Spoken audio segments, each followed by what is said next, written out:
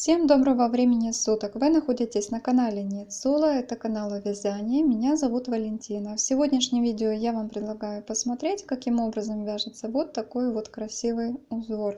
На мой взгляд, его хорошо будет использовать для вязания шапок, варежек, носок. А также неплохо он будет выглядеть и в плечевых изделиях. Рассмотрим схему данного узора. Узор состоит из 9 петель и 6 рядов. Здесь у меня на схеме обозначены лицевые ряды, это нечетные ряды, 1, 3, 5, 7 и так далее. Все четные ряды, 2, 4, 6 и так далее, это изнаночная сторона, изнаночные ряды. Здесь на схеме они у меня не обозначены. Горизонтальная черточка обозначает изнаночную петлю, вертикальная лицевую петлю. Есть еще стрелки, направленные вправо и влево, это перекрещивание петель, соответственно вправо и влево. Как они осуществляются, я вам покажу. Для своего образца я набрала 22 петли, из них 18 петель это число, которое кратно 9, то есть нужно здесь набрать количество петель, которое должно без остатка делиться на 9, так как у нас в раппорте 9 петель.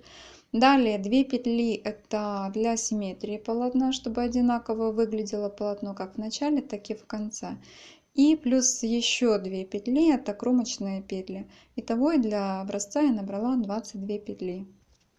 После наборного ряда я с изнаночной стороны провязала изнаночными петлями все петли, кроме кромочных. Первая кромочная у меня снимается, последняя провязывается изнаночной. И сейчас я буду вязать первый ряд. Это лицевая сторона. В первом ряду идут 2 изнаночные петли, 1 лицевая, 2 изнаночные, 1 лицевая, 2 изнаночные, 1 лицевая. Далее раппорт повторяется. Итак, вяжем. Первая петля кромочная снимается. Далее по схеме узора идет 2 изнаночные петли. Я провязываю следующие 2 петли изнаночными. Далее по схеме узора 1 лицевая. Опять 2 изнаночные, 1 лицевая, 2 изнаночные, 1 лицевая, 2 изнаночные, 1 лицевая, 2 изнаночные, 1 лицевая, 2 изнаночные, 1 лицевая и 2 изнаночные. Последнюю кромочную я провязываю изнаночной петлей. Поворачиваю работу на изнаночную сторону. С изнаночной стороны все петли вяжутся по рисунку, то есть как они смотрятся в предыдущем ряду.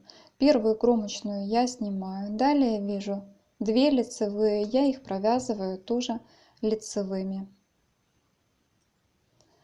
Следующая петля изнаночная, я ее тоже провязываю изнаночной. Далее 2 лицевые, я их провязываю лицевыми. 1 изнаночная, провязываю изнаночной. И таким образом до конца изнаночного второго ряда, как смотрят петли. Последнюю кромочную я провязываю изнаночной. Второй ряд, это был изнаночный ряд, провязан. Я поворачиваю работу на лицевую сторону. И сейчас я буду вязать третий ряд. Это лицевой ряд. И здесь по схеме узора в третьем ряду у меня 2 изнаночные, 1 лицевая, 1 изнаночная, 3 лицевых, 1 изнаночная, 1 лицевая и далее раппорт повторяется. Вяжем по схеме узора. Снимаем первую кромочную, она в рисунке не задействована. Далее по схеме узора идет 2 изнаночных, 1 лицевая, 1 изнаночная, 3 лицевых, 1 изнаночная, 1 лицевая и далее повторяется раппорт. 2 изнаночные, 1 лицевая, 1 изнаночная, 3 лицевых, 1 изнаночная, 1 лицевая и для симметрии в конце полотна 2 изнаночные. Последняя петля провязывается изнаночной петлей. Я провязала третий ряд, это был лицевой ряд, и сейчас я поворачиваю работу на изнаночную сторону. С изнаночной стороны сейчас у меня будет идти 4-й ряд, и он также провязывается по рисунку, то есть как смотрят петли. 2 лицевые, изнаночная, лицевая, далее идет 3 изнаночных, лицевая, изнаночная, 2 лицевые, изнаночная, лицевая, 3 изнаночных, лицевая, изнаночная, 2 лицевых и изнаночная, это кромочная. Я провязала 4-й, это изнаночная сторона, ряд, поворачивая работу на лицевую сторону. И сейчас я буду вязать 5-й ряд. 5-й лицевой ряд имеет перекрещивание. Сначала в 5-м ряду идет 2 изнаночные, затем петли перекрещиваются, следующая лицевая, потом петли опять перекрещиваются в обратную сторону по отношению к этому перекрещиванию, и затем раппорт повторяется. Вяжем 5-й ряд. Кромочная снимается, первые 2 петли идет изнаночными. Далее идет перекрещивание. Обычно для перекрещивания используют вспомогательную спицу. Если у меня малое количество петель для перекрещивания используется, я вспомогательную спицу не использую, поэтому я вам буду показывать так, как перекрещиваю петли я без вспомогательной спицы в данном случае. У меня сейчас идет перекрещивание в правую сторону, стрелочка показывает вправо. У меня будет перекрещиваться вот эта одна петля с этими двумя, и мне их нужно поменять местами. Кроме этого, вот эта петля должна лежать на полотне, то есть я ее должна оставить сначала перед работой, когда буду менять местами, а вот эти 2 петли будут за работой. Я аккуратно сбрасываю эти 3 петли со спицы левой для того, чтобы поменять местами. Надеваю обратно на левую спицу сначала первые 2 петли, а затем надеваю 3-ю петлю. Она оказывается по порядку первой. Вот таким вот образом я их поменяла местами, и сейчас я буду их провязывать. Первую петлю я провязываю лицевой, затем 2 изнаночные, затем по схеме узора идет лицевая петля, и затем опять идет перекрещивание. Я буду перекрещивать вот эту петлю с этими 2 петлями. И для этого я также их поменяю местами. Эта петля должна лежать на полотне, то есть находиться впереди работы, а эти 2 петли должны быть за работой. Я аккуратно сбрасываю эти 3 петли со спицы, надеваю на правую спицу 2 петли, которые идут вторыми после первой, на левую спицу надеваю петлю, которая была первой, и возвращаю на левую спицу 2 петли, которые были за первой. Они оказываются сейчас впереди. И сейчас эти 2 петли я провяжу изнаночными петлями.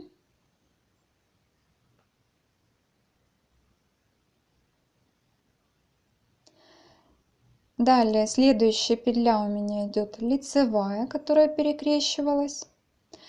И далее по схеме узора раппорт должен повторяться. То есть делаем то же самое. Вяжем 2 изнаночные петли. Следующие 3 петли должны перекрещиваться. Я их сбрасываю со спицы. Надеваю на левую спицу сначала первые 2 петли, потом 3-ю, так чтобы она оказалась первой, и она должна быть у меня перед работой. То есть вот эти 2 петли у меня сейчас находятся сзади, за работой, а вот эта одна петля, она находится перед работой, на полотне она оказалась. И провязываю эти 3 петли. Первую петлю лицевой, следующие 2 петли я провязываю изнаночными, Далее по схеме рисунка 1 лицевая и опять перекрещивание, но уже не в правую сторону, а в левую. Я аккуратно сбрасываю 3 петли со спицы, надеваю на правую спицу 2 вторые петли, на левую спицу перед работой, так чтобы выглядела эта петля, надеваю первую, которая шла петля, и возвращаю 2 петли, которые я сняла на правую спицу, на левую.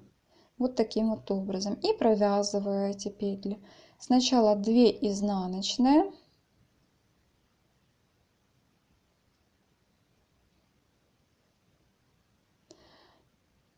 Следующая, третья из этих петель, которые перекрещивались, идет лицевая.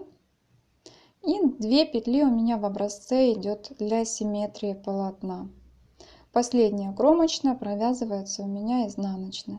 Вот таким вот образом я провязала 5-й лицевой ряд. И сейчас я поворачиваю работу на изнаночную сторону.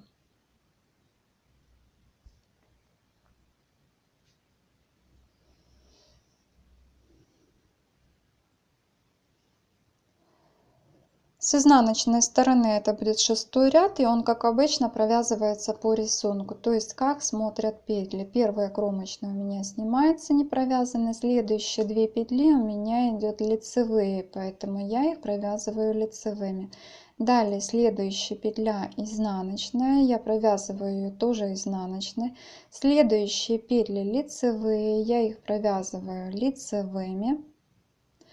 Следующая петля изнаночная, я провязываю ее тоже изнаночной. Далее вижу лицевая петля, я ее провязываю лицевой. Следующая опять тоже лицевая, я провязываю ее тоже лицевой. Далее изнаночная, провязываю изнаночной. 2 лицевые петли провязываю лицевыми. Затем изнаночную вижу, я ее провязываю тоже изнаночной. Лицевые петли провязываю лицевыми. Изнаночная петля изнаночной, далее лицевая лицевой, лицевая лицевой, изнаночная изнаночной и 2 лицевые перед кромочной. Кромочная провязываю изнаночную.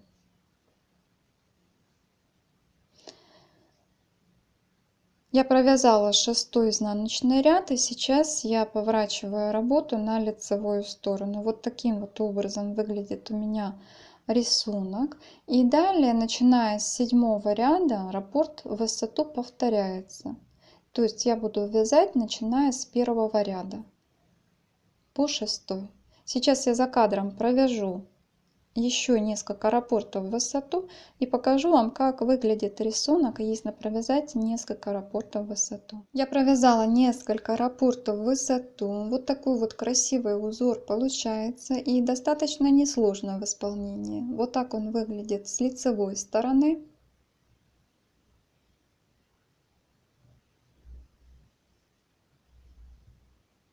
Вот таким образом он выглядит с изнаночной стороны.